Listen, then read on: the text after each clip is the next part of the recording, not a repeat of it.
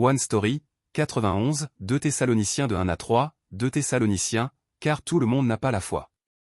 Dans 1 Thessaloniciens, Paul disait que bien que nous ne sachions pas quand, le Seigneur lui-même descendra du ciel, avec un grand commandement, avec la voix de l'archange et avec le son de la trompette de Dieu, et lors de la seconde venue de Jésus-Christ, les morts en Jésus-Christ ressusciteront en premier, ensuite, nous qui sommes encore vivants et qui restons, nous serons enlevés ensemble avec eux dans les nuées pour rencontrer le Seigneur dans les airs, ainsi nous serons toujours avec le Seigneur. Paul donnait le conseil de la foi que même dans toutes les difficultés et souffrances, nous devons nous encourager et surmonter ensemble tout en attendant la seconde venue du Seigneur. Cependant, certains croyants ont mal compris le conseil de Paul, et ils ont pensé que le Seigneur viendrait immédiatement, et ont cessé de travailler, abandonnant leur vie quotidienne. Après avoir entendu la nouvelle, Paul a rapidement écrit une lettre et l'a envoyée aux membres de l'église de Thessalonique avec d'autres conseils de foi, c'est ce que l'on trouve dans 2 Thessaloniciens. Le nom de notre Seigneur Jésus soit glorifié en vous, et vous en lui. Les membres de l'église de Thessalonique étaient mis à l'épreuve dans leur foi. C'est pourquoi Paul continue d'utiliser les expressions persécution et souffrance dans sa lettre aux membres de l'église de Thessalonique.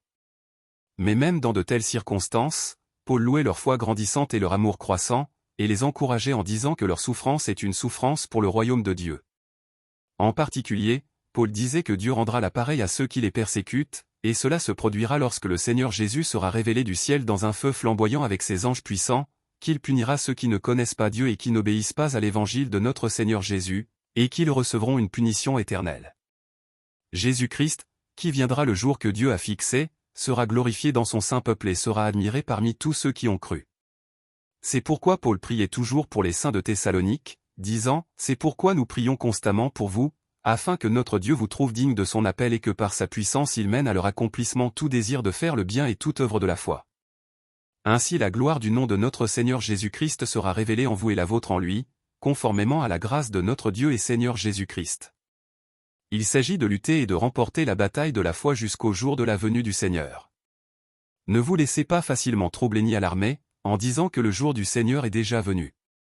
Maintenant, Paul expliqua la raison pour laquelle il envoya la lettre aux membres de Thessalonique.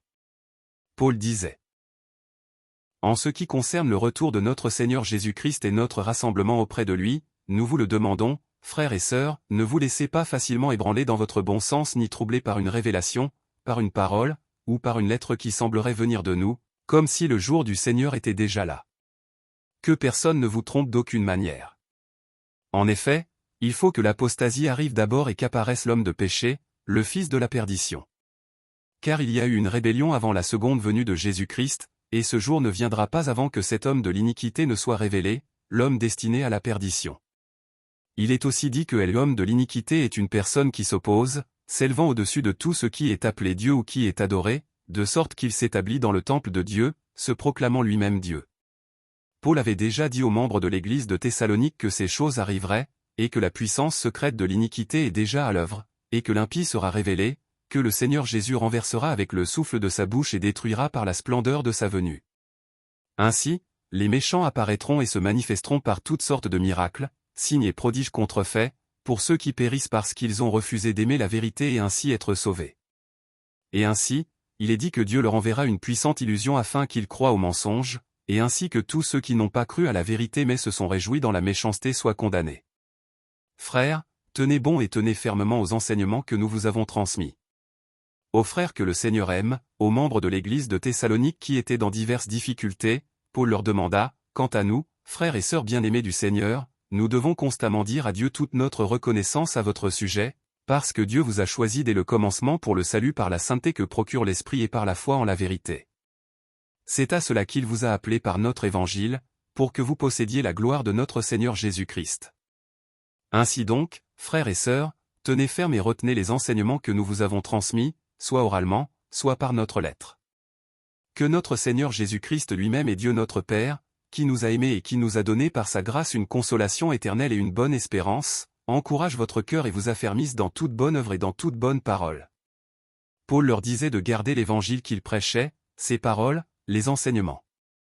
Autrement dit, il leur disait de tenir ferme à la parole de vie. Priez pour nous. C'était la troisième demande de prière de Paul. Le contenu était toujours le même.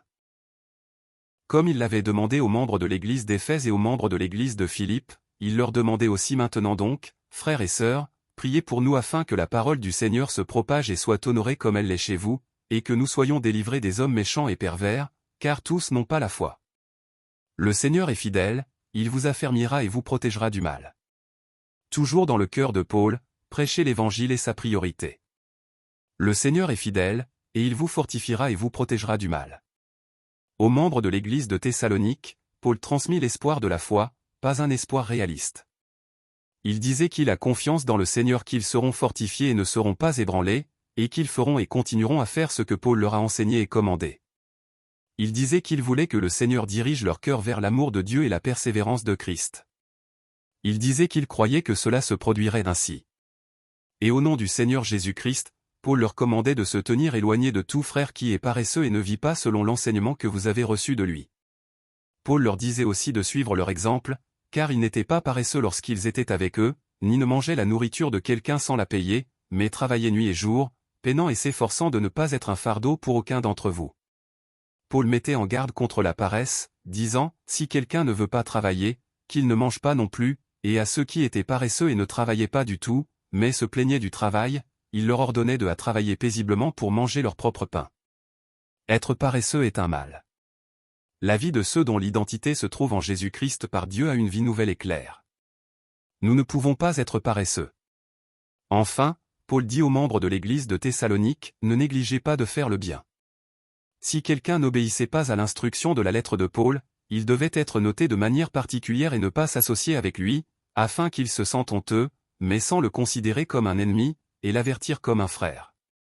Évidemment, une telle acceptation n'était pas facile, mais le dernier conseil de Paul était, que le Seigneur de la paix vous donne lui-même la paix en tout temps et de toute manière. Que le Seigneur soit avec vous tous. Que la grâce de notre Seigneur Jésus-Christ soit avec vous tous. Il n'y a aucun pouvoir terrestre et aucune abondance que Paul puisse donner.